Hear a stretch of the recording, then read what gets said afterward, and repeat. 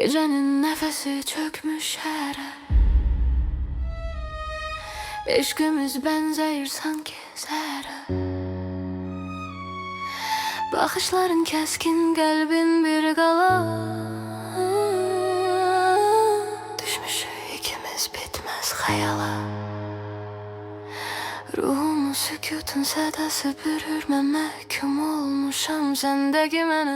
Bax mənə bura bax, oyun bitdi artıq hisslərimiz sanki tikanlı, məfti qarışıq. Mən sənin kölgəndə itən bir divayam. Sən mənim dünyamda ən böyük rətasan. Adımların ağır ritmin ürəyimdə dönür. Soyuq siman gecənin içində görünür. Geri dönmək yoxdur, körpülər yandı. Bu şəhər ikimiz üçün çoxdan dayandı. Bu sevgi brutal, bu sevgi duman. Yoktu bu döyüşte bize bir aman. Kalbimde fırtına, ruhumda sükut. Sen benim sonumsan, sen bana ümit. Gözlerimden var, ruhumda keder. Bu işlerimden